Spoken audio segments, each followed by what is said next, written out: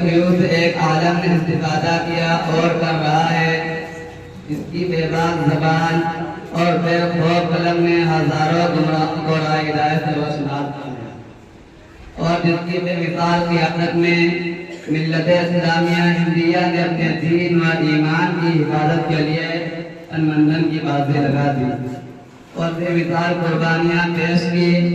میری مراد حجت الاسلام حضرت مولانا محمد قاسم نامدی رحمۃ اللہ علیہ سے ملت اسلامیہ کے دھڑکتے دلوں، یہ وہی مجاہد جلیل ہیں کہ جنہوں نے باطل کو مٹانے اور اسلام کا پرچم لہرانے کے لیے تن من دھن کی بازی لگا دی۔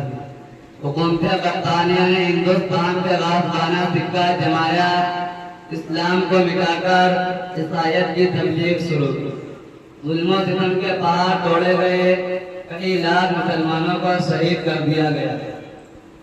جن کے گھروں میں آتی جھومتے تھے، کوٹا کٹوا لے کر در در کی بھیک مانگنے پر مجبور ہو گئے، اور شاہی خاندان کی بیگمات پھٹی چادروں سروں پر ڈال کر گھروں میں کھانا پکانے کی نوکری کرنے لگی۔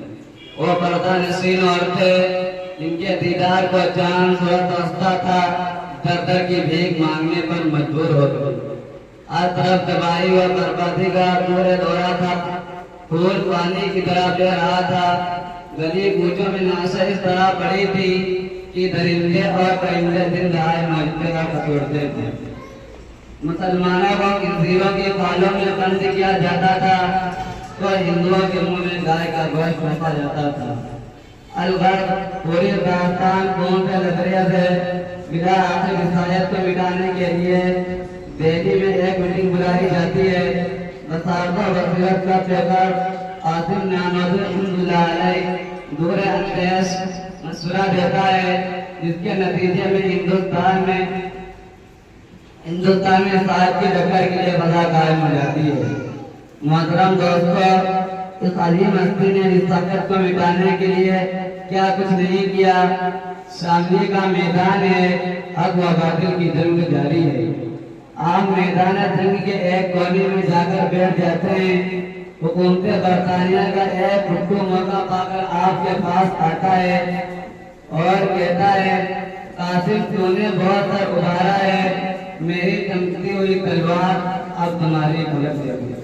میرے ساتھا مرد مجاہد کی زبان سے الفاظ نکلتے ہیں، کیا یار کیا بن رہا ہے، اپنے پیچھے کی نظر طاقت سے گورا انگیز جو اس پر گھماتا ہے۔ قاسم نامدی کی تلوار بجلی کی طرح چمکتی ہے اور اس کو زمین پہ دڑکا دیتی ہے۔ اسی جنگ میں موصوف کی کمپنی پر گولی لگتی ہے، حالت دیگر دور ہو جاتی ہے، کپڑے خون سے صاف ہو رہے، مگر عزم استقلال کا ایک پہاڑ اٹھتا ہے اور دیکھتا ہے کہ کہیں گولی کا نشان نظر نہیں آتا۔ حکومت برطانیہ نے ایک ناپاک سازش کی، ہندو قوم کو مسلمانوں کے مقابلے کھڑا کیا۔ اس ملک ہندوستان میں مسلمانوں کو اہمیت حاصل کی ہے۔ انگریزوں نے ہندوؤں کو آگے بڑھایا، مسلمانوں کو ہٹایا۔